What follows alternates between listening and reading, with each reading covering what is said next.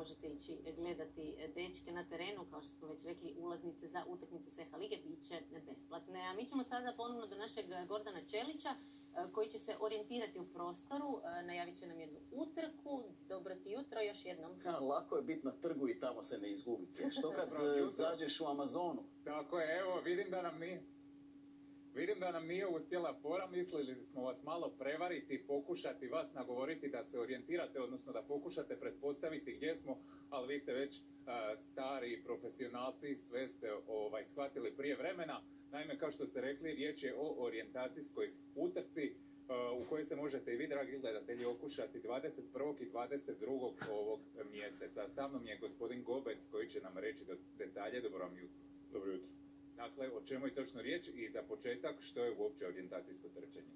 Orijentacijsko trčanje je jedan prekrasan obiteljski sport kojim se mogu baviti sve generacije koje postoje, dakle od male djece, tamo 8-9 godina, dokle nas noge drže i dok se možemo kretati. A radi se zapravo o snalaženju u nekakvom nepoznatom ili poznatom prostoru.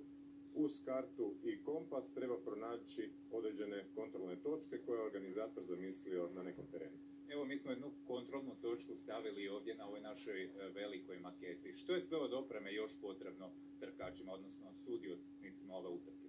Osim te kontrolne točke koje organizator postavlja, vidimo ovdje smo ju postavili točno na mjesto gdje se mi sada nalazimo. Jasno, ona se inače u prirodi nalazi u malo većim dimenzijama, 30x30 cm. Ali sami natjecatelj, osim kompasa i elektronskog čipa koji ima ili posuđuje od organizatora, trebaju mu tenisice i najbitnije dobra volja. I rutu je naravno potrebno prijeći u što kraćem vremenskom roku. Tako je, cilj je natjecanje, ovo je sport koji postoje svjetska prvenstva, europska prvenstva, domaća prvenstva, dakle i razna natjecanja. Možete shvatiti rekreativno, možete shvatiti profesionalno, ali cilj je u što kraćem vremenu proći određenu stazu. Idemo sada malo konkretno o street race-u, dakle 21. i 22. rujna, koliko je do sada trkača prijavljeno?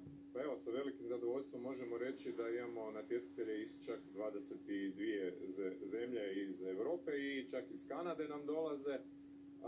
Biti će oko 250 natjecatelja. Prvi trening je već u petak, znači oni dolaze na model event, takozvani, oni da vide kako to izgleda. A onda 21. rujna imamo čak 2 natjecanja u istom danu, ujutro u Blatu, u okolici sveučilišne bolnice u izgradnji, na onom novom parku bi rekli koji je sada lijepo uređen. Imamo prvo natjecanje koje će biti ujedno i za sprint kup Hrvatske. Poslije podne se selimo na Jarun.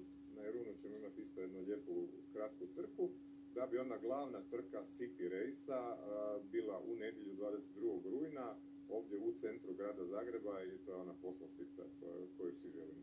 Rekli ste da je riječ o obiteljskom sportu, možda neku zanimljivost o najmlađem ili najstarijem trkaču?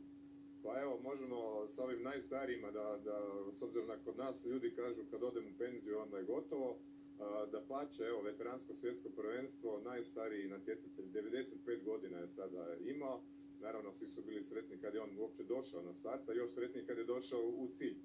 A istovremeno sudjelovali su na tom natjecanju i njegovi sinovi i kćerke, odnosno obitelji, i unuci, dakle, i svi su se natjecali u svojim dobnim skupinama. I to je upravo prednost ovog sporta. I prava prilika za naše gledatelje da se prijave gdje i do kada?